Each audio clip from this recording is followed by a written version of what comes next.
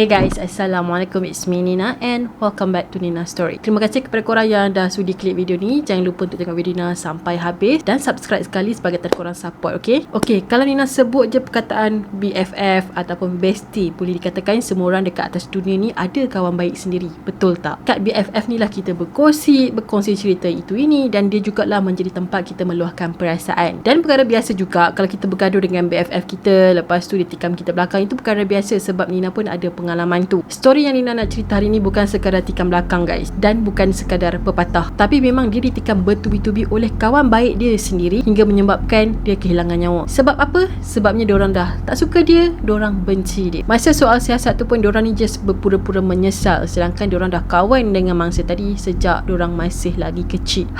Memang gila kan? Kalau benci tu sekadar benci sudahlah kan, tak payahlah sampai nak bunuh orang. Kalau korang nak tahu cerita ni macam mana, tengok video Nina sampai habis. So without wasting any time, let's get started.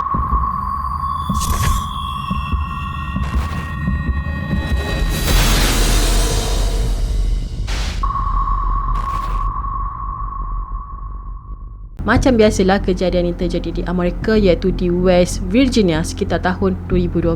Skylar yang baru je berusia 16 tahun telah dibunuh oleh dua orang kawan baik dia sendiri. So macam biasa ni nak akan cerita dulu background dia dekat korang. So Skylar ni telah lahir pada 10 Februari tahun 1996 di West Virginia. Mak dia bernama Mary, manakala ayah dia pula bernama David. Mary ni telah bekerja sebagai pembantu takbir di makmal jantung, manakala ayah dia David tadi tu pula bekerja sebagai product assembly di Walmart. Skylar ni pula adalah satu-satunya anak perempuan yang diorang ada, which is orang kata anak tunggal lah. Skylar juga digambarkan sebagai remaja yang periang, dan dia ni adalah seorang yang jenis setia kawan. Dia telah belajar di University High School dan rekod pembelajaran dia sangatlah baik sebab Skylar ni adalah budak pandai. Boleh dikatakan dia boleh score semua subjek tanpa ada masalah. Even dia tak suka subjek tu pun dia boleh score juga. Kiranya dia ni boleh dikatakan budak genius lah gitu. Skylar juga telah bercita-cita untuk menjadi peguam bela jenayah pada suatu hari nanti, tapi itulah tak sempat nak jadi peguam bela jenayah, dia yang jadi mangsa jenayah. Walaupun dia masih lagi seorang student pada masa tu, masih lagi pelajar, tapi dia telah bekerja sebagai part time di sebuah kedai fast food. Macam gadis-gadis yang lain, Skylar ni ada dua orang bestie yang bernama Sheila dan juga Rachel. Walaupun diorang bertiga ni berkawan baik, tapi bukannya selalu diorang ni ada sama-sama. Skylar mula berkenalan dengan Sheila semasa diorang ni berada di tahun pertama di sekolah menengah. Masa ni diorang memang rapat gila, macam berlangkas. Kat mana-mana je ada diorang. Kat mana ada Sheila, situ lah ada Skylar. Kat mana ada Skylar, situ lah ada Sheila. Sampailah satu hari ni diorang telah berkenal dengan Rachel dan hubungan diorang mula ada masalah. Biasalah kalau dah ada kawan rapat yang dalam jumlah ganjil ni, mesti seorang tu akan macam kena pulau sikit. So dikatakan Skylar dengan Rachel ni mula berlumba-lumba untuk menarik perhatian Sheila, nak jadi siapa yang terbaik. Pada 5 Julai tahun 2012, Skylar dikatakan telah curi-curi keluar dari rumah tanpa pengetahuan parents dia. So masa tu dia baru je balik daripada part time, and then dia balik ke rumah. Lepas tu dia keluar pula dengan dua orang kawan baik dia tadi. Dan pada masa tu Sheila dengan Rachel ni memang dah tunggu Skylar ni dekat luar rumah. Dia orang tunggu dia dalam kereta. Mak ayah Skylar ni pula memang tak perasan langsung yang anak diorang tak adalah rumah. Diorang ingat Skylar ni memang ada dekat dalam bilik dia. Sampailah esok pagi tu parents dia terjumpa kerusi yang diletakkan dekat tingkap, and then Skylar pun tak ada. Jadi diorang pun dah tahulah, alah budak Skylar ni dah lari keluar dari rumah, tak beritahu diorang. Jadi diorang pun tengoklah CCTV kan, nak tahu Skylar ni keluar dengan siapa, pergi ke mana. Dalam CCTV memang menunjukkan yang Skylar ni memang tengah panjat tingkap and then berjalan keluar. Tapi dalam CCTV tadi tu tak nampak kereta ataupun sesiapa yang tunggu Skylar dekat luar. So mak ayah dia dah tak sedap hati dan diorang pun call lah Skylar, tapi panggilan tu tak berjawab. And then parents dia pun buatlah report polis mengatakan yang anak diorang ni dah pun hilang. So suspect dalam kes ni adalah orang yang paling rapat dengan Skylar, iaitu dua orang kawan baik dia tadi, Sheila dengan Rachel. Kalau ikut statement daripada Sheila dan juga Rachel, diorang kata memang diorang ada keluar dengan Skylar pada malam tu, tapi diorang dah hantar dia ke rumah pada waktu tengah malam. Dan yang membuatkan parents Skylar ni lagi bertambah risau bila anak diorang ni tak masuk kerja pada hari tu. Sewaktu Skylar menghilang kan, parents Skylar dengan Sheila ni memang tak henti-hentilah cari dia di kawasan kejiranan diorang. Rachel masa tu tak dapat join sebabnya dia join camp sama selama 2 minggu. So semasa kehilangan Skylar, Sheila adalah orang yang paling rapat dengan family Skylar. Dialah orang yang tolong edar poster Skylar ni di merata-rata tempat dan selalu call parents Skylar sebab nak tahu update kes. Makin lama kes ni berlalu macam tu je, tak ada apa-apa clue yang baru. Dah 3 bulan pun masih tak ada berita yang baru. Satu hari tu ada seorang student tempat diorang bertiga sekolah ni kan terdengar perbualan Sheila dan juga Rachel tentang cara diorang bunuh dan melupuskan Skylar. Tapi pada awal tu student ni fikir mungkin diorang ni just bergurau je kot. Lepas dia perasan macam ada yang tak kena, dia mula syak, okay, mungkin betul apa yang dia dengar, dan dia pun report polis. So ada seorang detektif ni kan yang mula suspicious tau dengan kabar angin ni, dan dia pun mula siasat. Dia fikir mungkin dengan kabar angin tadi tu akan lead dia kepada suspek. So detektif ni pun memulakan langkah dia yang pertama untuk menyiasat Twitter dan Facebook. Lepas tu detektif ni pun mulalah create akaun palsu dan cuba berkawan rapat dengan diorang berdua. So pada masa ni lah diorang berdua dah mula confess dekat dia tentang apa yang jadi. Diorang kata yang diorang ni tak suka dekat Skylar, tapi diorang juga mengatakan yang diorang pelik dengan kehilangan Skylar. So benda ni terkantoi bila diorang mengaku dekat detektif tadi yang diorang ni pergi ke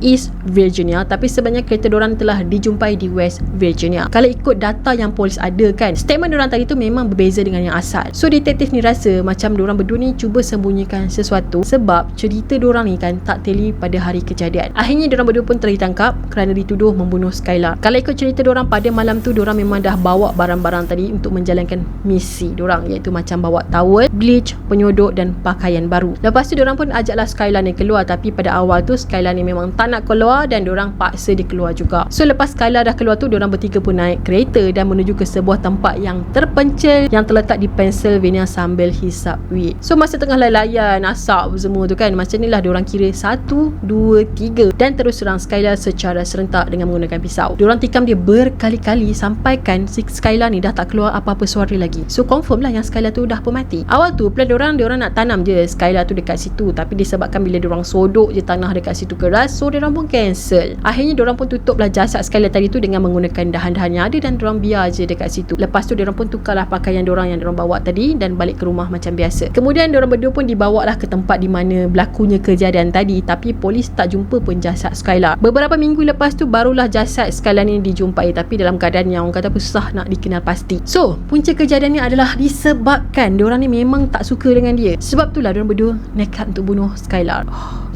Gila lah. Walaupun diorang berdua dia memang dah didapati bersalah, tapi Sheila ni memang tak nak mengaku apa-apa. Dia pura-pura yang dia tak bersalah. Dia langsung tak rasa menyesal dengan apa yang dia dah buat dekat Skylar, padahal dia dah kawan dengan Skylar tu dah lama dah. Akhirnya Sheila telah dijatuhkan hukuman penjara seumur hidup dan akan mendapat parole selepas 15 tahun kemudian, manakala Rachel pula telah dijatuhkan hukuman penjara selama 30 tahun. Okay guys, bila baca cerita macam ni kan, Nina tak boleh terbayang budak umur 16 tahun dah buat kerja gila. Tapi tak pelik lah kan kalau kat luar sana kan. Tapi nasihat Nina kan, kalau korang benci dengan BFF korang sekalipun, korang rasa dia sangat annoying, tapi Nina tak rasa membunuh ni adalah satu jalan penyelesaian yang terbaik. Biasalah dalam hubungan berkawan ni kan, kadang-kadang kita ada apa, salah faham, ada benda yang kita tak puas hati, tapi benda tu boleh berbincang. Tapi kalau dah berbincang pun tak jalan juga, mungkin takat itulah kot jodoh korang punya kawan. Mungkin korang patut bawa haluan masing-masing. Sebab bagi Nina, BFF ni adalah macam sebahagian daripada kehidupan kita. Kita dah anggap dia macam family kita, sebab dia tempat kita meluahkan perasaan, betul tak? Jadi kalau ada apa-apa salah faham, ada yang tak puas hati, yang membuatkan kita terasa kita kecil hati, kita cakap dengan dia. At least masalah tu tak menjadi besar dan lagi teruk sehingga ada terlintas niat hati nak bunuh dia. Tapi Ina rasa orang Malaysia mungkin tak buat macam tu kot, cuma lebih kepada sihir kot. Ina rasa astagfirullahalazim, itu janganlah buat, sebabnya dalam Islam perkara itu adalah sangat syirik dan berdosa besar, okay, bila berkaitan dengan sihir. So avoid benda tu. Bincang dengan kawan korang. Kalau korang tak suka dengan dia, korang tak puas hati dengan dia, bincang, okay? Jangan bertindak melulu tanpa menggunakan akal, sebab akal tu Allah letak kat otak kita paling tinggi untuk kita guna dia. Jadi itu sajalah perkongsian Nina untuk hari ini. Nina harap korang suka, dan kepada korang yang belum lagi subscribe channel Nina, apa kata korang subscribe dulu di bawah dan turn on notification supaya korang tak terlepas dengan video-video baru yang Nina akan upload pada masa yang akan datang. Dan follow juga Nina di TikTok dan juga Instagram. Kita akan jumpa lagi next video. Bye bye. Assalamualaikum.